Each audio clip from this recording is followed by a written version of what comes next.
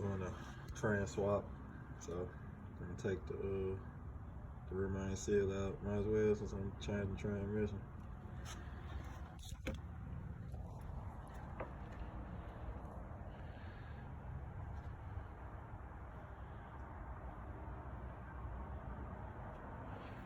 I always try to move as much stuff as I can so I can get to what I'm trying to get to, but the bumper was really unnecessary to move. I only moved it because it's being replaced.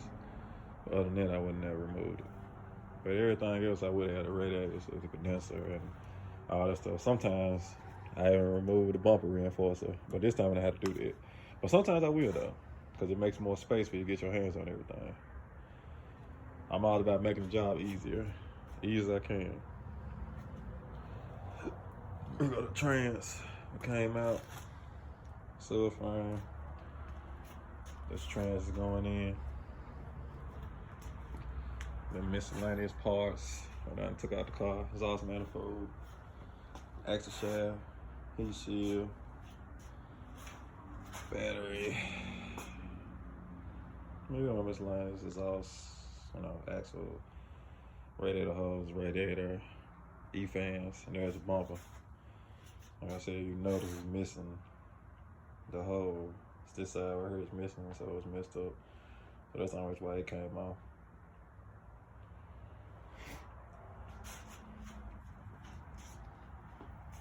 It should be a pretty good car once it comes,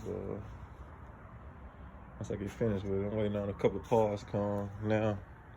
This will be the main seal. I'm gonna do the main seal, the pan gas, and the valve cover gasket. And what else I'm gonna do? Oh yeah, the bumper. And I think that's it. I think there's yeah. Like I was saying, I don't know if y'all have any questions or anything, but I can pretty much answer most of them because I have taken apart pretty much most of the front of the car. I'm trying to think of something I can explain. Okay, so some people remove transmissions without taking the subframe all the way out. But I find myself wrestling with it, and just not. I don't like to wrestle. So in my opinion, it was easier for me to just take the whole subframe loose, which was here, and it's only 4 bolts. It's 2 in the front and 2 in the rear, and then there was a trans mount that was right there that had to be loosened. And I left the rack and pinion inside the car, which is hanging down right there.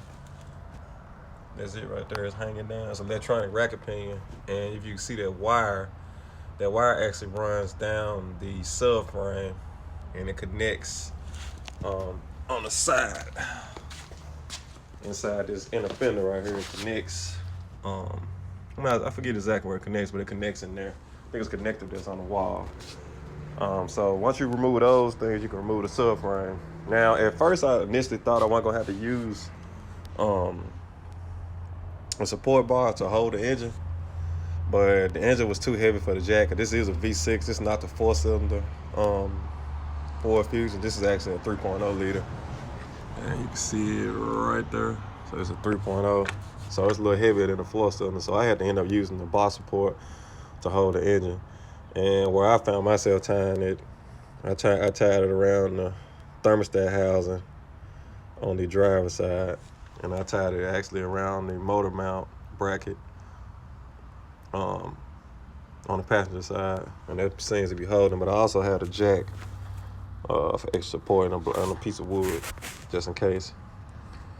And there's also a trans mount there that has to be disconnected in order to do this also.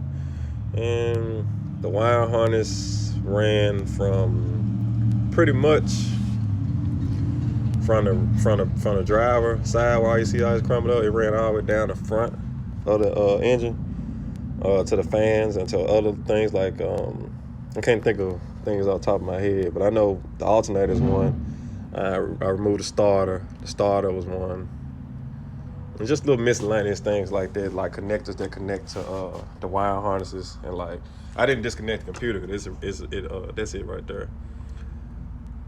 So really, if I wanted to pull the engine now, it'd be very simple because I got everything loose.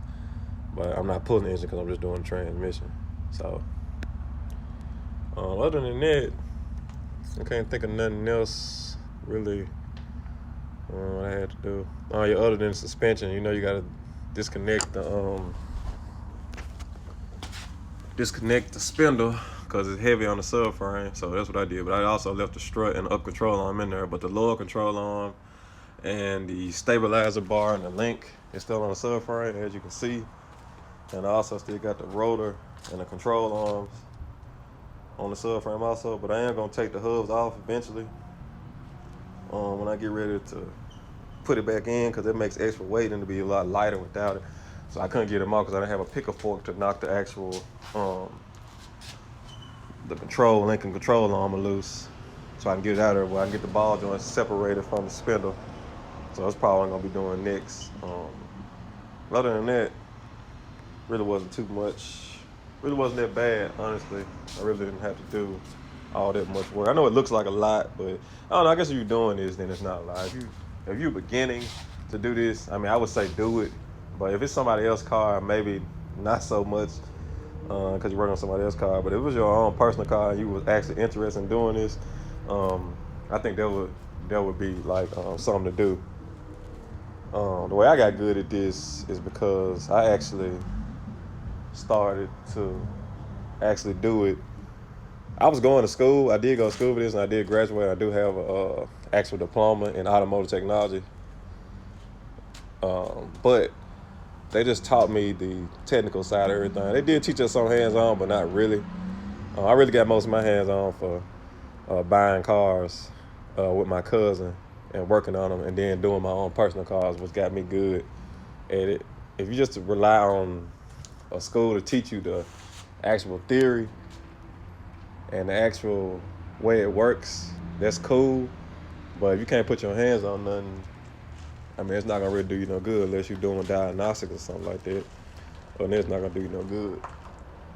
So I would advise anybody to actually get familiar with touching stuff that makes you more personal. Even the way your tools work, you have to get familiar with them, because you can strip bolts and you can over tighten stuff and strip it and break it. So it's like a lot of stuff that you can do to strip bolts. So other than that, I mean, I would say to just go for it. Like I said, if you're on a personal vehicle or something that you plan on junking or something like that, don't hurt to try. But is this difficult? Yes, it can be. Is it irritating? Yes, it can be irritating. And at times you will feel like throwing something. And it does get very difficult at times to do certain things. Yeah, well, like I said, I've been doing this for a couple of years now. I think it's been at least 6 years. Maybe I graduated school in 2014. So if you count that, I think it's like 6. But really, before I even started going to school, me and my uncle were actually doing little small jobs like alternators and starters on some vehicles and spark plugs and stuff like that, which is basically, like maintenance work.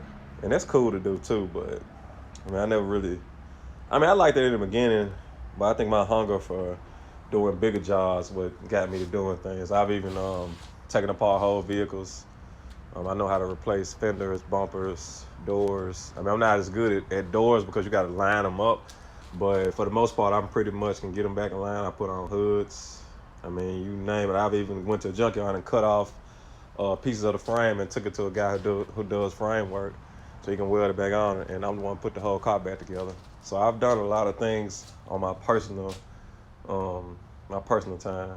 But I mean, y'all have any questions, you can ask me, and I'll be sure to try to answer in the best way I can. I can try to remember things if you have questions. I know sometimes I have questions about stuff, and you go on Google or you go on YouTube and try to look it up, and you can't find nothing. So I completely understand that. But I mean, if you ain't got something to ask me, pretty much I should be able to answer it, because I've pretty much taken apart most of the car.